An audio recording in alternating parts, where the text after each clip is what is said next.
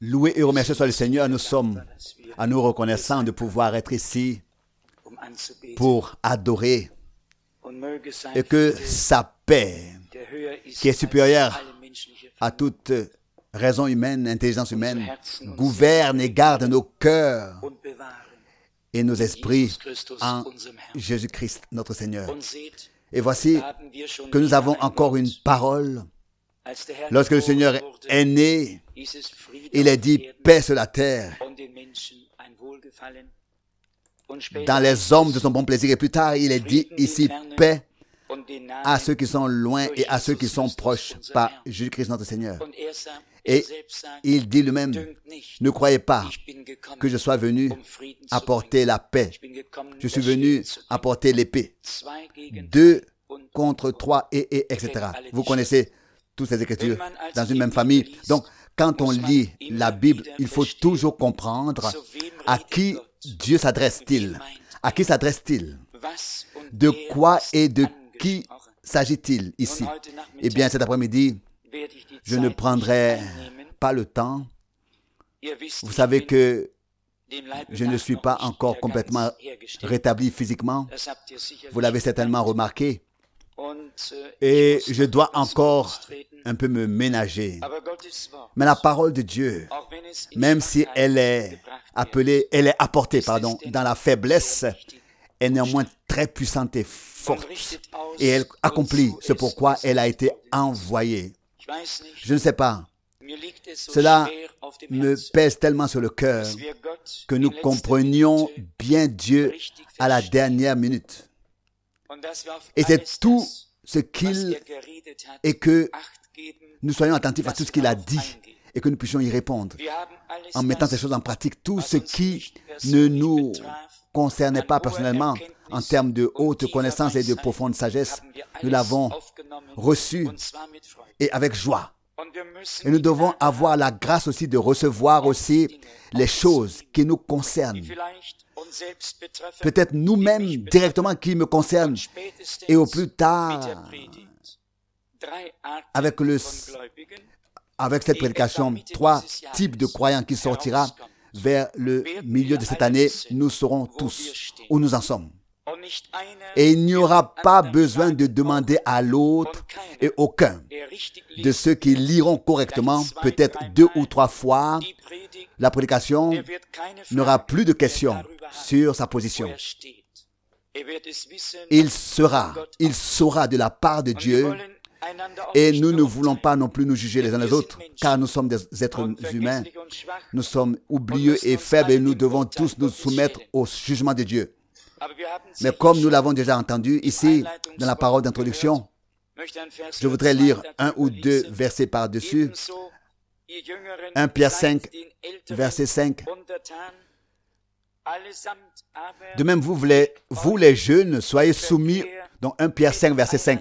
De même, vous les jeunes, soyez soumis aux anciens, mais tous dans vos rapports mutuels, revêtez le vêtement de service qui est l'humilité, car Dieu résiste aux orgueilleux, mais il fait grâce aux humbles. Revêtez tous entre vous le vêtement de service qui est l'humilité. Vous savez que lorsque quelqu'un va au travail, il s'habille en conséquence. Et dans l'Église, c'est l'humilité que nous devons revêtir. Et l'humilité se plie à tout, oui, sous la main puissante de Dieu. Alors il est dit ici, Dieu résiste aux orgueilleux, mais il fait grâce aux humbles. La deuxième partie du verset 5. Humiliez-vous donc, maintenant le verset 6, sous la puissante main de Dieu. Celui qui ne s'humilie pas volontairement sous la main de Dieu sera humilié sous la main, devra s'humilier sous la main de l'ennemi. Nous ne pouvons pas être, nous pouvons être que d'un côté ou de l'autre. Il n'y aura plus de voie des 2 côtés en même temps. Non, on ne pourra pas boiter des 2 côtés. Mais Dieu nous fera déjà la grâce de nous ranger de son côté. Maintenant, voici la parole glorieuse, verset 7. et déchargez-vous sur lui de tous vos soucis, car lui-même prend soin de vous. C'est une parole très difficile, ou peut-être pas une parole difficile, mais le maniement de cette chose est très très difficile. Le plus souvent, nous voulons nous aider nous-mêmes, maîtriser nos propres soucis, résoudre nos problèmes. Et plus nous voulons résoudre et maîtriser, plus il y a de problèmes, puis il y a de besoins. Mais si nous pouvions apprendre à remettre, à nous décharger de nos soucis sur lui, qui a pris soin de nous, si je pouvais apprendre cela, et si nous pouvions tous l'apprendre, alors nous serions certainement aidés. Rejetez sur lui tous vos soucis, car il prend soin de vous. Déchargez-vous sur lui. Cette parole aussi a sa raison d'être. Permettez-moi de lire tout de suite 2 Pierre 1, 3. Je ne veux pas m'allonger ni prêcher, mais seulement lire brièvement ces passages de l'Écriture. 2 Pierre 1, verset 3. Sa divine puissance, en effet, nous a donné tout ce qui est nécessaire à la vie et à la piété par la connaissance de celui qui nous a appelés par sa propre gloire et sa propre vertu. C'est par elle qu'il nous a donné, en nous assurant de sa part, les plus grandes promesses précieuses et extrêmement importantes, afin que par elle, nous échappions, vous échappiez à la corruption qui règne dans le monde par suite de la convoitise des sens, et que vous deveniez participants de la nature divine. C'est là aussi une parole très importante. Lorsque nous sommes nés de nouveau et que nous portons la vie de Dieu en nous, nous devenons ainsi participants de la nature divine elle-même.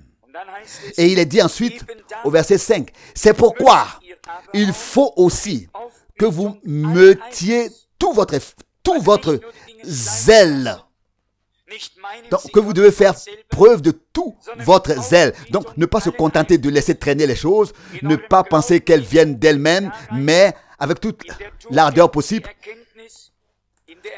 joindre à votre foi la vertu, à la vertu la connaissance, à la connaissance la maîtrise de soi, à la maîtrise de soi la persévérance, à la persévérance la béatitude divine, à la béatitude divine l'amour fraternel, à l'amour fraternel l'amour pour tous les hommes, avec toute l'ardeur possible. Cela ne nous est pas donné en dormant, ni en baissant les bras, mais en comprenant la nécessité de ces choses et en nous présentant devant la face de Dieu et en disant, Seigneur, nous voulons nous subsister devant toi, nous voulons que tout ce que tu as promis dans ta parole, nous voulons l'avoir. Donne-nous cela par grâce. Et alors Dieu répondra avec certitude et nous donnera ce dont nous avons besoin. Au verset 8, il est écrit, car en effet, si ces qualités existent en vous, s'accroissent et y abondent continuellement, elles ne vous laissent pas pour ce qui est de la connaissance de notre Seigneur Jésus-Christ, sans rien faire et sans porter de fruits. Au contraire, celui en qui ces qualités n'existent pas est aveugle. Il ne voit pas de loin et il a mis en oubli la purification de ses anciens péchés. C'est pourquoi, frères, appliquez-vous avec d'autant plus de zèle à affermir votre appel et votre élection, car si vous faites cela, vous ne tomberez jamais. C'est ainsi en effet que l'entrée dans le royaume éternel de notre Seigneur et Sauveur, Jésus-Christ, vous sera pleinement et richement accordé. Si cette nature divine et ses attributs divins peuvent être manifestés dans notre vie, alors l'entrée dans le royaume éternel nous sera accordée et nous pourrons avancer sans souci et sans crainte vers ce jour du retour de Jésus-Christ. Et pas seulement cela, mais avec joie. Mais celui qui manque, à qui ses qualités manquent, ses attributs. Il nous est dit ici qu'il est myope, il est aveugle, il ne voit pas de loin. Et vous savez que ce n'est pas bon. Déjà, pas dans le domaine terrestre et encore moins dans le domaine spirituel. Il faut donc, il y a deux choses ici. Celui au contraire, dans lequel ses qualités manquent, donc dans lequel elles n'existent pas, cet homme est aveugle. Il ne voit pas de loin. Ce sont deux choses. L'un est aveugle, donc il ne voit pas de très très loin. Peut-être il ne voit que devant lui. Il faut savoir, il faut avoir une vue d'ensemble et une vision globale de ce que Dieu nous a préparé réellement et accompli pour nous. La parole. Donc, avant de lire brièvement l'Apocalypse, je voudrais relire cette parole de Jean 9 que nous avons lue il y a quelque temps, car ce qui compte, c'est de bien comprendre la parole de Dieu en toutes choses. Pas seulement, et cela pas selon ta compréhension ou la mienne, mais comme Dieu voudrait qu'on la comprenne. Ici, dans l'évangile de Jean, au chapitre 8, verset 42 et 43. Alors Jésus leur dit, si Dieu était votre Père, vous m'aimeriez, car je suis sorti de Dieu, je suis venu de Dieu, car je suis sorti et venu de Dieu. Je ne suis pas venu de moi-même, mais c'est lui qui m'a envoyé. Comment donc se fait-il que vous ne compreniez pas ma façon de parler? Parce que vous n'êtes pas capable d'écouter même ce que mes paroles disent. Voilà tout le problème. Les scribes sont venus pour entendre Jésus, mais ils ont forgé leur propre réponse pendant qu'il parlait. Ils n'ont pas voulu écouter, mais dans leur cœur, il y avait quelque chose de complètement différent. Ils avaient déjà établi leur position ou leur attitude à son égard. Et le Seigneur dit, vous n'êtes pas du tout en mesure de comprendre la nature de mon discours parce que vous n'êtes pas prêt à écouter ce que disent mes paroles. Il y a effectivement des gens dans ce temps, et frère Branham ne cesse de dire, Dieu prend les méchants et les bons, mais l'esprit mauvais et l'esprit bon restent sur la terre. Il reprend les uns et les autres, mais l'esprit reste. Il est soit dans les uns, soit dans les autres. Dieu ne prend que les hommes, mais l'esprit qui était en eux reste sur terre. C'est là que réside l'un des plus grands problèmes. Celui qui n'est pas prêt à écouter de tout son cœur, au pied de Jésus, son discours en silence, n'arrivera jamais à la connaissance de la vérité. Au contraire, il l'aura, c'est vrai, entendu, et cela aussi a déjà été dit dans la parole d'introduction, que celui qui a des oreilles pour entendre. Tous les hommes ont des oreilles, au nombre même de 2. Mais qui peut entendre?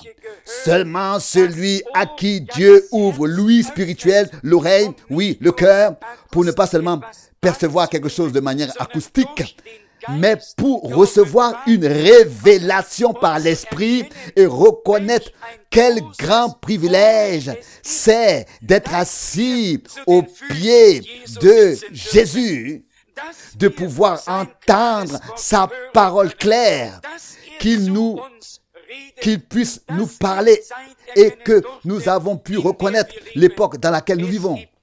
Il y a suffisamment de choses pour lesquelles nous pouvons être reconnaissants.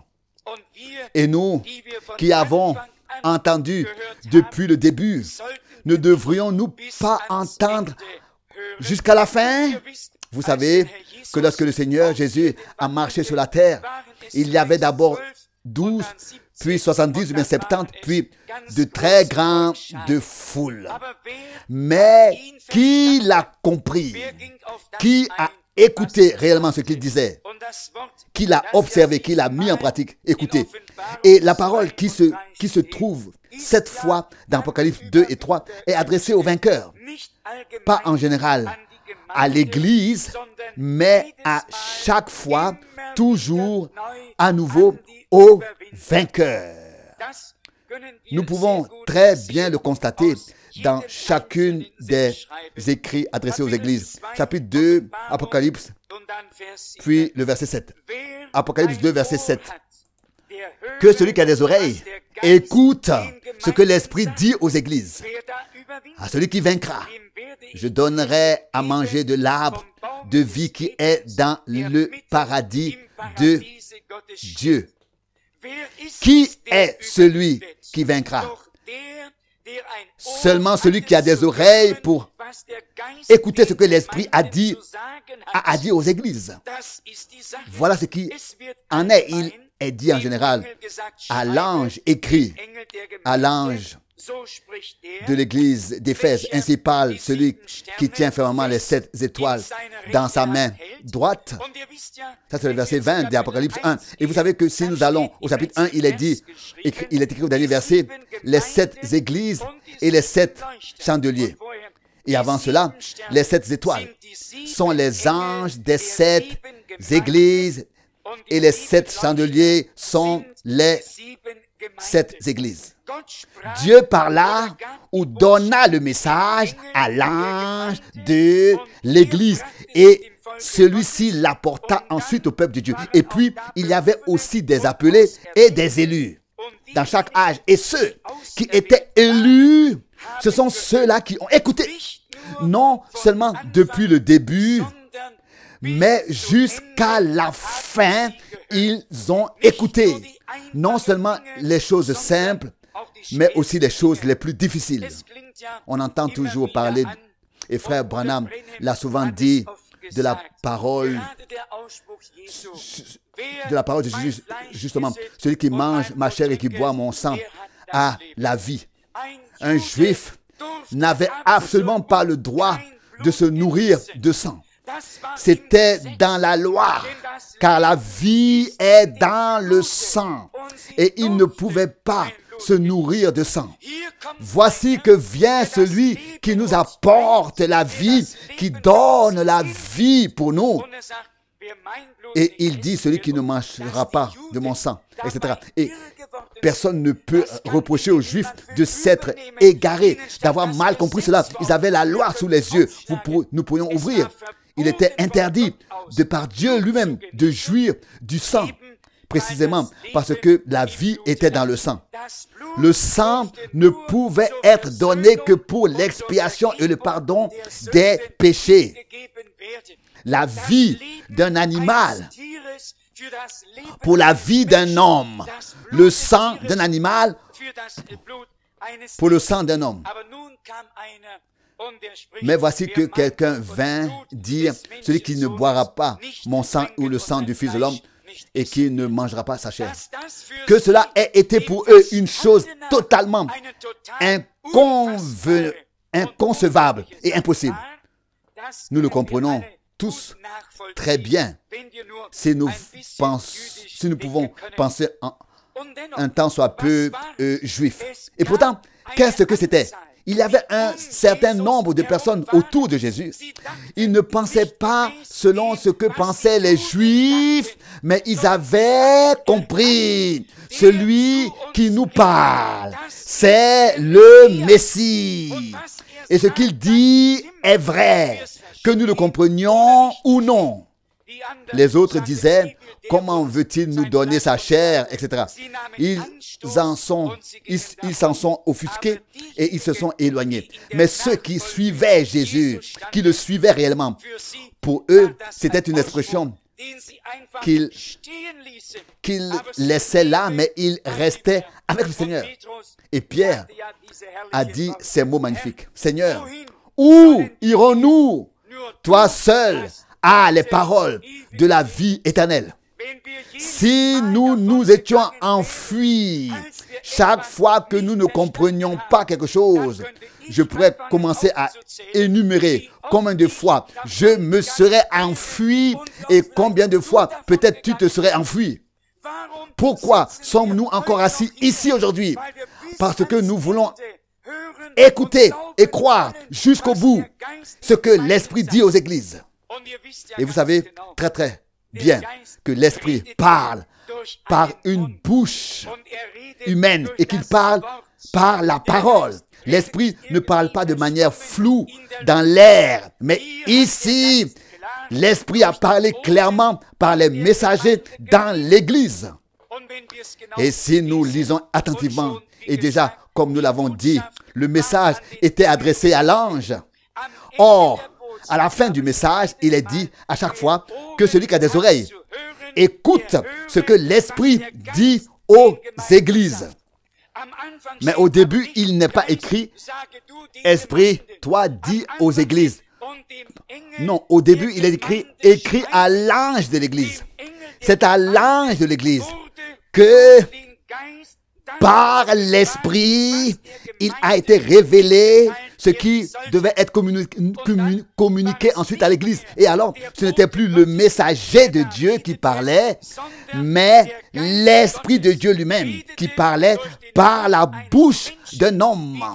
Comme il est écrit, des hommes saints poussés par le Saint-Esprit ont parlé. Ils n'ont pas dit ce qu'ils voulaient dire, mais Dieu a parlé lui-même par eux, par son esprit. Chaque fois que nous acceptons ce que le messager de Dieu a dit et a apporté pour l'âge de l'Église,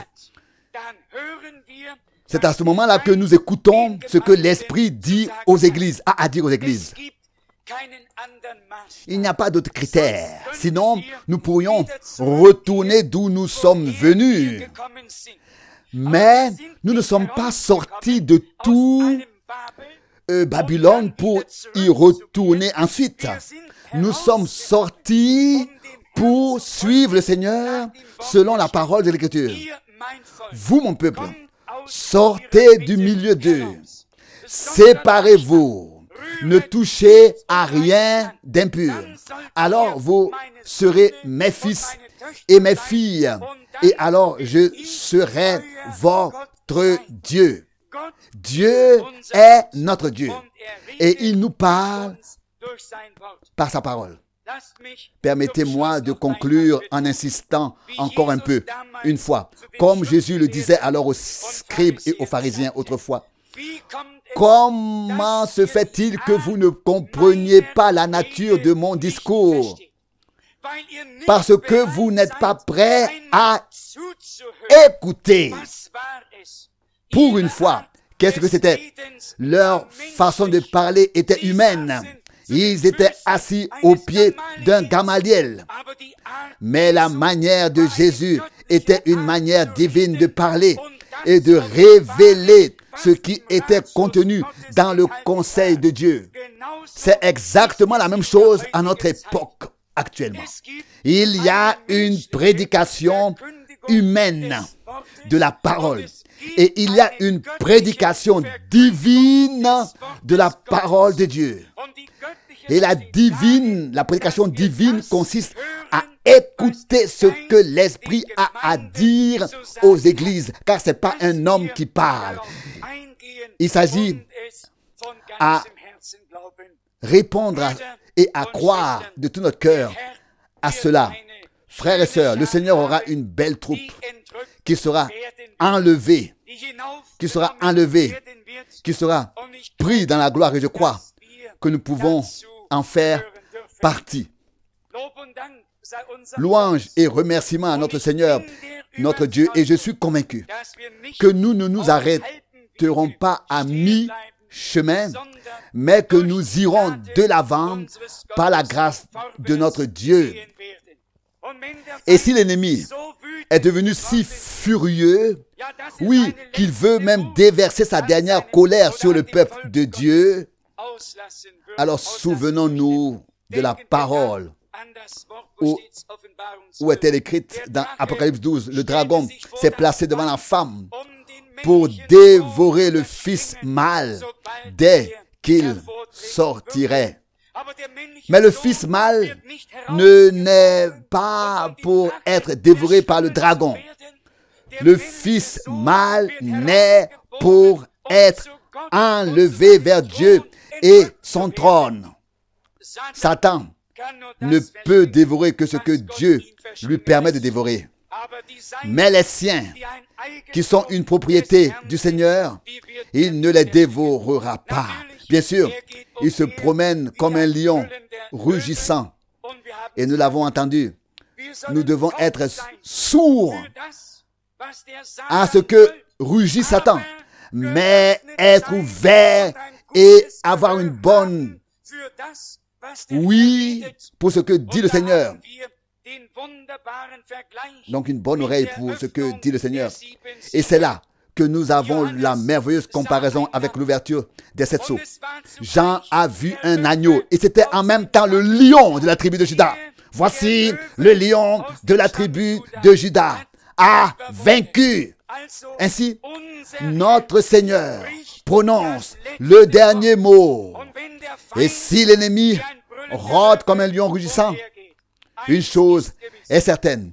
Lorsque notre Seigneur rugira comme un lion, alors tout tremblera et alors tout se taira. Voici, s'écroulera. Voire s'écroulera. On peut lire dans l'Ancien Testament, dans Joël et dans quelques passages, ce qui se passera lorsque le Seigneur fera retentir sa voix depuis Jérusalem. Depuis Jérusalem et Sion. Alors tout le reste doit se taire. Qu'il en soit ainsi en toi et en moi dès maintenant.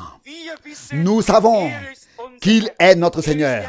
Il est le lion de la tribu de Juda. Il a vaincu pour prendre le livre, pour en défaire les sceaux, pour en révéler le contenu. Heureux celui qui peut écouter et qui peut croire ce qui a été révélé. Et à qui a-t-il été révélé? Aux porte-paroles de Dieu. Et quand tu l'as entendu, toi et moi, et quand tu l'as écouté réellement, cela a mis le feu dans ton cœur et dans le mien. Et il y avait quelque chose, un écho, une résonance. Et nous savions, c'est là que Dieu nous a parlé. C'est là que Dieu nous parle. C'est ici que Dieu nous parle. Et nous pouvons le recevoir, l'accueillir, l'accepter et le croire de tout notre cœur. Que celui qui a des oreilles pour écouter, qu'il écoute ce que l'Esprit dit aux églises. Celui qui vaincra aura la promesse qu'il ne verra pas la seconde mort, etc. À chaque âge d'église, une autre promesse est faite. Mais collectivement, tous les vainqueurs de toutes les époques auront part à toutes les promesses que le Seigneur leur a faites, eux qui ont vaincu. Comment ont-ils vaincu? Par ta puissance ou par la mienne? Non, ils ont vaincu par le sang de l'agneau et à cause de la parole de leur témoignage. Apocalypse 12, verset 11. Ce n'est pas ta parole, ce n'est pas ma parole, c'est la parole révélée de Dieu qui est devenue ton témoignage et mon témoignage. As-tu ton propre témoignage? Ai-je mon propre témoignage? Ou bien est-ce que la parole révélée de Dieu est-elle devenue ton témoignage et le mien? Puisse le Seigneur garder dans ton cœur et dans le mien ce qui a été médité ce week-end. Puisse-t-il nous faire prendre conscience de la gravité du sérieux de son discours, de sa parole. Et permettez-moi de conclure. Il est écrit dans l'Ancien Testament, celui qui a dit, tu ne voleras point. Il a dit cela et cela aussi. Tout cela est sorti d'une seule bouche. Et puis, à la fin, il est écrit, celui qui est coupable d'un seul commandement est coupable du tout. est coupable de tout parce que c'est d'une seule bouche que cela a été prononcé. Il en va de même en ce moment. Les mêmes révélations, peu importe où nous les trouvons et comment elles ont été données à frère Branham. C'était la bouche du Seigneur qui a parlé, la même bouche. Et nous ne pouvons pas choisir ce que nous croyons ou ce que nous ne voulons pas croire ou ne croirons pas. Celui qui se rend coupable d'une chose, qui passe à côté d'une chose, se rend coupable de tout et passe au fond à côté de tout. Car le même Seigneur a parlé dès le début et cela jusqu'à la fin. Heureux celui qui peut croire, heureux celui qui peut recevoir. Il sera béni par la bénédiction du Dieu Tout-Puissant. Que le Seigneur soit avec vous tous. Amen.